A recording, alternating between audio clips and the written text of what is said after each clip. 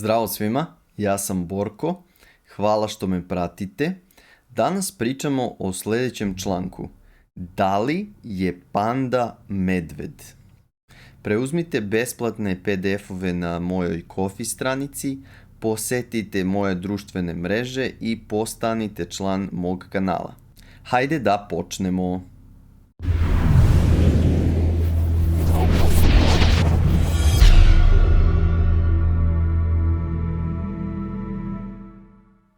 Kada medved nije medved, možda kada je panda. Naučnici se ne slažu oko toga kojoj vrsti životinja pripada panda. Problem je u tome što postoje dve veoma različite vrste tih životinja. Crno-bela panda, koja je svima dobro poznata, klasična panda, da kažem, zove se džinovska panda.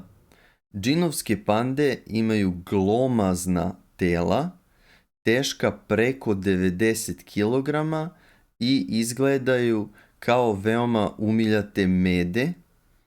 Reč glomazna znači možda velika ili da zauzima veliku površinu. Ali druga, manje poznata, mala panda, duga jedva 60 cm, ima krzno boje rđe i dugačak čupavi rep. Ta životinja, koja se zove crvena panda, počev od oblika i veličine tela pa do repa sa svetlim i tamnim prstenovima, više liči na rakuna nego na medveda. Pošto su proučili oba ta stvorenja, naučnici su zaključili da je mala crvena životinja u bliskom srodstvu sa velikom crno-belom pandom. Tela su im slično građena, a imaju i sličan način ishrane i života. Zbog tih sličnosti i jedna i druga životinja se zovu panda, ali odavde se mišljenja razilaze. Pojedini naučnici kažu da je džinovska panda svakako vrsta medveda.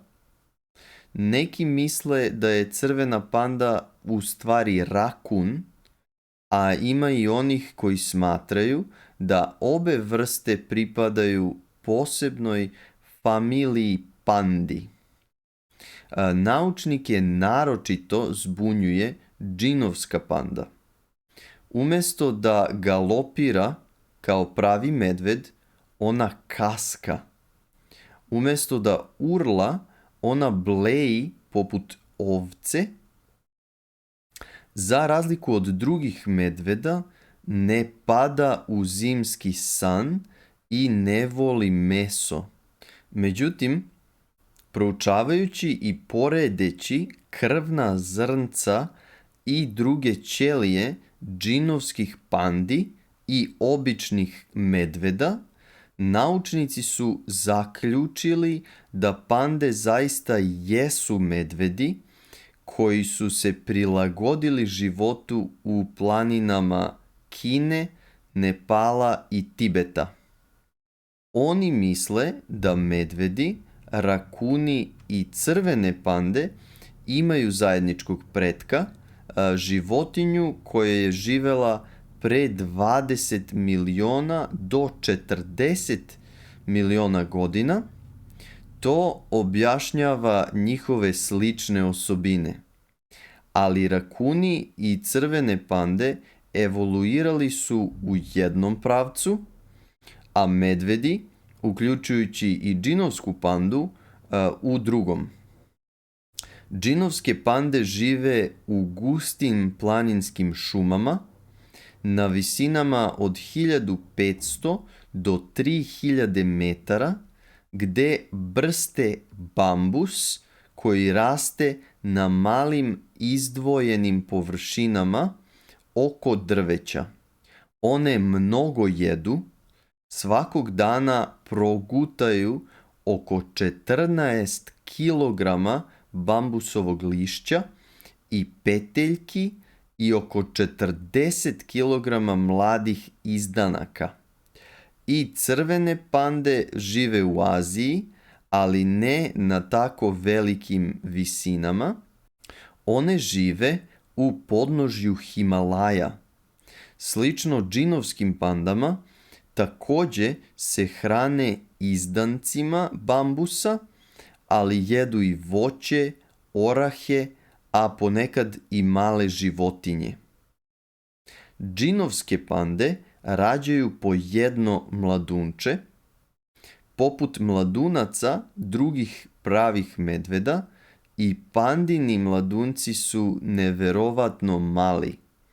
Novorođene pande su slepe i goluždrave, a težina im je svega oko 140 grama. Svaku od tih sitnih pandi čeka težak zadatak. Za 2 do 3 godine mora da uveća svoju težinu gotovo 700 puta. Mladunci pande su toliko mali zato što se pre rođenja razvijaju na sasvim poseban način. Naime, oplođena jajna ćelija nekoliko mjeseci slobodno pliva u materici ženke, pande, umjesto da se, kao kod drugih sisara, pričvrsti za zid materice i brzo raste. To se verovatno dešava ne bi li se obezbedilo da broj novorođenih pandi otprilike odgovara količini raspoložive hrane. Ako ženka u trudnoći ne može da pronađe dovoljno hrane, može se desiti da se embrion nikad ne pričvrsti i ne razvije se.